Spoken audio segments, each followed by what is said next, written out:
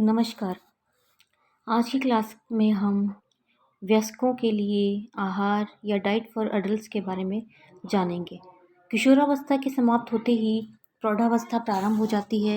यही वह अवस्था है जो काफ़ी समय तक चलती है तथा जिसमें शारीरिक वृद्धि तथा विकास के निरंतर होते हुए अपने जीवन को समृद्ध बनाने के लिए कुछ साहसिक निर्णय लिए जाते हैं। इस अवस्था में किशोर अपनी कॉलेज की पढ़ाई समाप्त करके नौकरी या व्यवसाय की तलाश करते हैं तथा अपने जीविकोपार्जन के लिए काम धंधा शुरू कर देते हैं। आज के समाज में महिलाएं पुरुषों से पीछे नहीं हैं। वह भी आर्थिक स्थिति को मजबूत बनाने के लिए नौकरी करती हैं। जब पुरुष के काम धंधे में निश्चितता आ जाती है तब वह अपना जीवन साथी चुनकर गृहस्थी बसाने की सोचता है और वह शादी करके अपना स्वतंत्र जीवन बिताना शुरू कर देता है। इसी अवस्था में स्त्री पुरुष संतान पैदा करते हैं तथा अपने बाल बच्चों का पालन पोषण करते हैं तथा उनको लिखा पढ़ाकर योग्य बनाते हैं। अतः हम कह सकते हैं कि यही वह अवस्था है जिसमें स्त्री पुरुष को विशेष संघर्ष करना होता है तथा जिसमें अधिक चिंताएं इसी अवस्था में होती हैं। व्यक्ति अनेक चुनौतियों को झेलते हुए शारीरिक मानसिक थकावट महसूस करने लगता है। यदि व्यक्ति आर्थिक रूप से समृद्ध नहीं है तो उसे आर्थिक चिंता और सताने लगती है। इस अवस्था में स्त्री तथा पुरुष को संतुलित आहार की बहुत आवश्यकता होती है। प्रौढ़ावस्था में आहार एवं पोषण की मात्रा कई बातों पर निर्भर करती है, जैसे व्यक्ति की क्रियाशीलता, शारीरिक निर्माण, लिंग, मौसम, जलवायु, रहन सहन का स्तर आदि। स्त्री को पुरुष की तुलना में कम ऊर्जा की आवश्यकता होती है। ठंडे प्रदेशों में रहने वाले व्यक्ति को गर्म प्रदेश में रहने वाले व्यक्ति की तुलना में अधिक ऊर्जा की आवश्यकता होती है। लेकिन इन सब कारणों में सबसे प्रमुख कारण व्यक्ति की क्रियाशीलता है। क्रियाशीलता व्यक्ति के व्यवसाय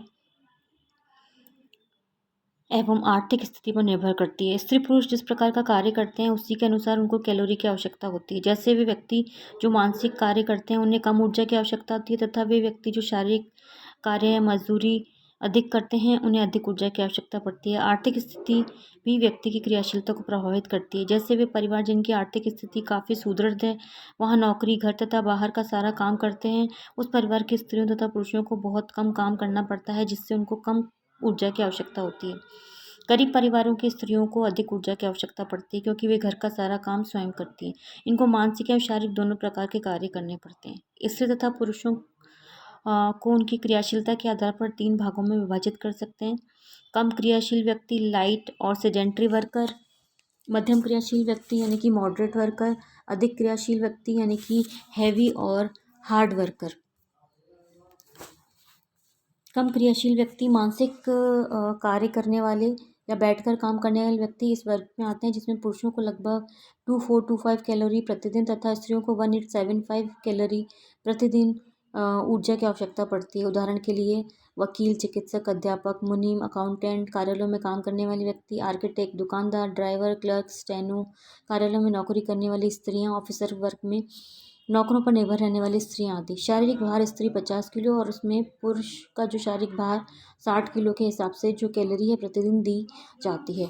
मध्यम क्रियाशील व्यक्ति ऐसे स्त्री पुरुष इसमें आते हैं जो कि मानसिक कार्यों के साथ साथ थोड़ा थोड़ा शारीरिक कार्य भी करते हों। इस वर्ग की स्त्री पुरुषों को 2200 कैलोरी तथा 2800 कैलोरी प्रतिदिन ऊर्जा की आवश्यकता होती है। उदाहरण के लिए इंजीनियर, शल्य चिकित्सक, फील्ड ऑफिसर, माली, गृहिणी, नौकरी पेशा करने वाली स्त्रियां जो घर के काम में देखती हैं, फार्मों में काम करने वाले व्यक्ति आदि। इसमें जो भार है स्त्री पुरुष का वो कम क्रियाशील व्यक्ति के समान ही रहता है। अत्यधिक क्रियाशील व्यक्ति ऐसे व्यक्ति हैं ये जिन्हें शारीरिक परिश्रम बहुत करना पड़ता है, उन्हें अत्यधिक ऊर्जा की आवश्यकता होती है। इस वर्ग के एक पुरुष को लगभग 3800 कैलोरी ऊर्जा प्रतिदिन तथा स्त्री को 2925 कैलोरी प्रतिदिन ऊर्जा की आवश्यकता होती है। उदाहरण कृषि मजदूर, श्रमिक, खिलाड़ी, खान मजदूर, कुली, रिक्शा चालक, नृत्य कलाकार, घरों में काम करने वाले नौकर तथा नौकरानियाँ इत्यादि।